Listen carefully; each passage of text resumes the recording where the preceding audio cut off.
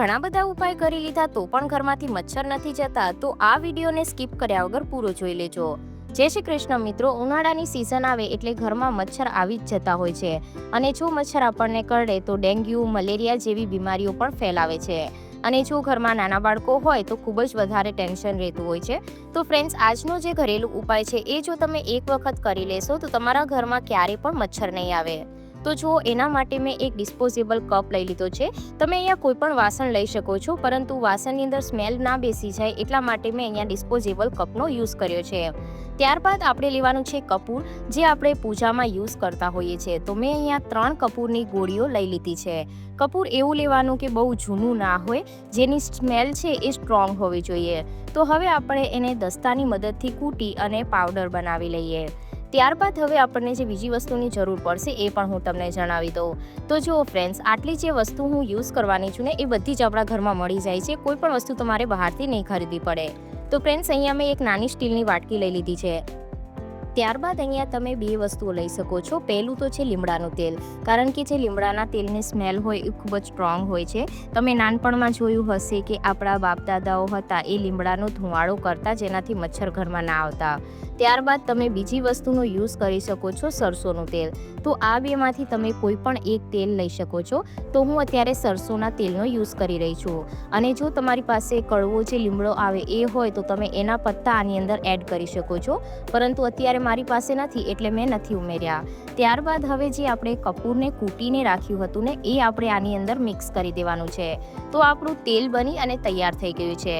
તો આ હજી પૂરી રેમેડી નથી, હજી આગળ આપણે શું કરવાનું છે એ જોઈ લઈએ। તો જુઓ, એના માટે આપણે લેવાના છે તમાલપત્ર।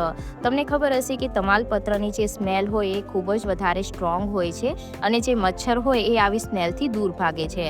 તો તમારે તમાલપત્ર એવા લેવાના કે જે બહુ જૂના ના હોય, કારણ કે બહુ વર્ષો જૂના તમાલપત્ર પડ્યા હોય તો એની અંદરથી સ્મેલ છે એ દૂર થઈ જતી હોય છે।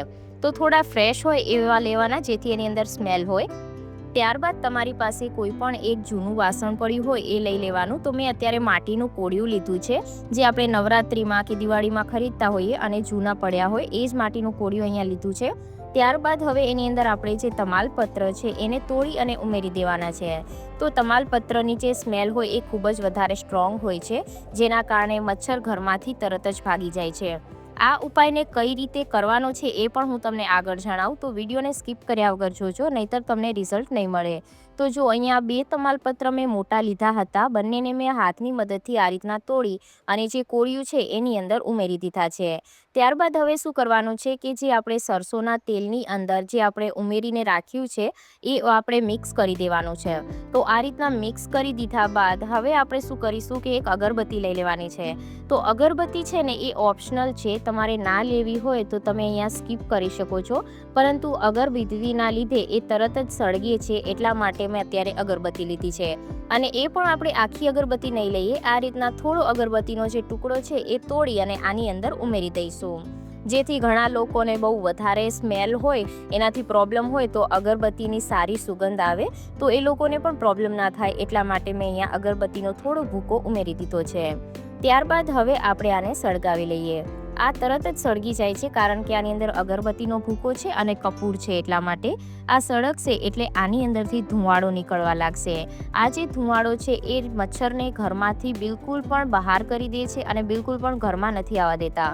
તો જુઓ, હવે આનો ઉપાય તમારે ક્યારે કરવાનો છે અને કેવી રીતે કરવાનો છે એ પણ હું તમને જણાવું। તો જો સૌથી વધારે મચ્છર ઘરમાં સાંજના સમયે આવતા હોય છે, તો સાંજના સમયે તમારે આ રેમેડીને કરવાની છે અને ત્યારબાદ જે જગ્યા પર મચ્છર સૌથી વધારે આવતા હોય, જેમ કે રૂમ છે કે પછી લિવિંગ રૂમ છે, એ જગ્યા પર તમારે આને આ રીતના સળગાવી અને મૂકી દેવાનું છે। અને જ્યારે તમે સળગાવો ને ત્યારે તમારે બારી બારણાને બંધ કરી દેવાના છે।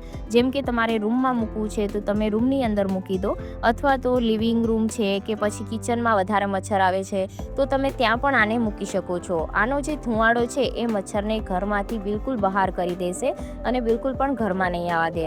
તો જો અત્યારે મેં આને રૂમની અંદર મૂકી દીધું છે અને ત્યારબાદ આપણે બારી બારણા બધું જ બંધ કરી દેવાનું છે। તો ફ્રેન્ડ્સ, આ ઉપાય તમને કેવો લાગ્યો એ મને કોમેન્ટ કરીને જરૂરથી જણાવજો અને જો ચેનલ પર નવા હોય તો ચેનલને જરૂરથી સબસ્ક્રાઈબ કરી દેજો, તેમજ તમારા રિઝલ્ટ પણ કોમેન્ટમાં લખજો, જેથી બીજા લોકો પણ આ રેમેડીને યુઝ કરે અને એમને પણ ફાયદો મળે। તો ફ્રેન્ડ્સ બીજા કયા ટોપિક પર વિડીયો જોવા માંગો છો એ મને જરૂરથી કહેજો.